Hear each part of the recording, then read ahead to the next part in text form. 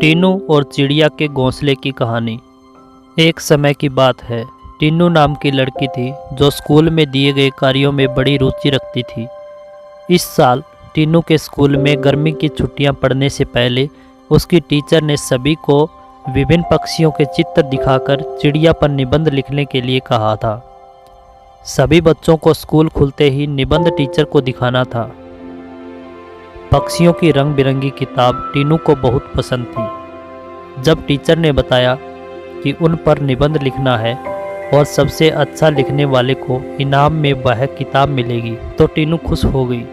Teacher ने सभी पक्षियों से जुड़ी कुछ कहानियाँ भी बच्चों को सुनाई। उसके बाद स्कूल की गर्मियों की छुट्टियाँ पड़ गई। यूँ तो टीनू हर साल अपनी गर्मियों की छुट्टियाँ बिताने के लिए कहीं न कहीं जाती थी, लेकिन इस साल छुट्टियों में टीनू रोज़ पास के ही बगीचे में जाकर पक्षियों और उनके घोंसले देखने लगी। उस बगीचे में गौरैया, दर्जन, लवा जैसे बहुत से पक्षी आते थे। टीनू बगीचे में आने वाली हर चिड़िया को पहचानने की कोशिश करती और उन्हें गौर से देखती रहती। टीनू देखती थी कि हर चिड़िया एक एक घास, पत्ती, पंख आदि को जोड़कर कैसे अपना घोंसला बना रही है। उसके मन में होता था कि चिड़िया को घोंसला बनाने के लिए कितनी मेहनत करनी पड़ती है। टीनू चाहती थी कि वो किसी तरह से उन पक्षियों की मदद करे। एक दिन टीनू ने देखा कि पास के बगीचे में बदमाश लड़कों ने लवा चिड़ियों का घोंसला तोड़ दिया है।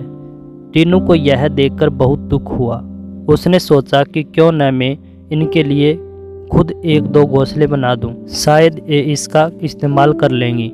टीनू को लगा कि वो कुछ ही देर में घोंसला बनाकर तैयार कर देगी, लेकिन टीनू पूरा दिन तिनकों और दूसरी चीज़ों से चिड़िया का घोंसला बुनती रही। बड़ी मुश्किलों से जब घोंसला तैयार हुआ तो घोंसलों को पेड़ पर टिकाने के लिए कुछ मिला नहीं। टीनू की माँ यह सब देखती रही। तभी टीनू ने माँ को बताया, देखिए ना, मैंने चिड़िया के लिए एक घोंसला बनाया है, मगर यह उतना सुंदर नहीं है जितना चिड़िया बनाती है।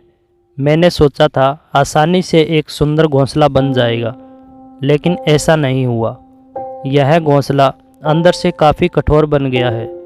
क्या आप इसे मुलायम बना देंगी? किसी तरह से टीनू की माँ ने उस घोंसले को थोड़ा ठीक किया।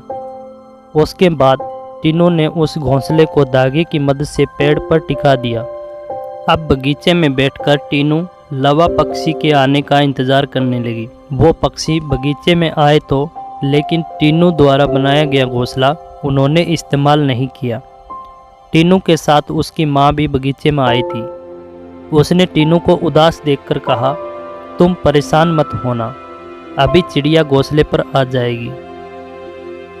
तभी एक लवा पक्षी ने आकर टीनू द्वारा बनाए गए घोंसले को तोड़ दिया। अब टीनू ने मुँह लटका लिया।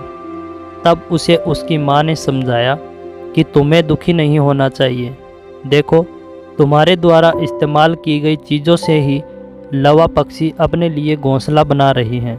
हो सकता है कि इन्हें दूसरों का बनाया हुआ घोंसला पसंद नहीं आता हो।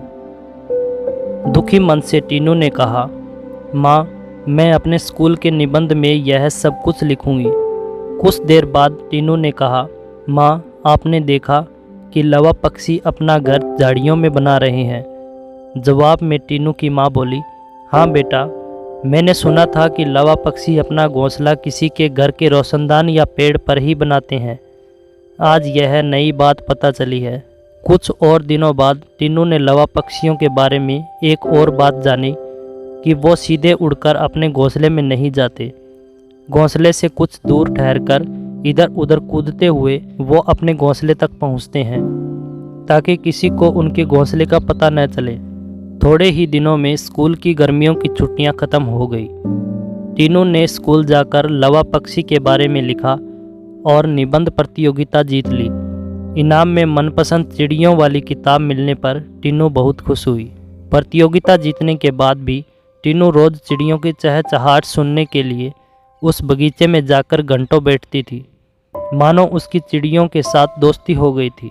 दोस्तों, कहानी को पूरा सुनने के लिए आपका बहुत बहुत शुक्रिया। दोस्तों, ऐसे ही ज्ञानवर्धक कहानियाँ सुनने के लिए हमारे चैनल देवदर्शन टीवी को अवश्य सब्सक्राइब करें।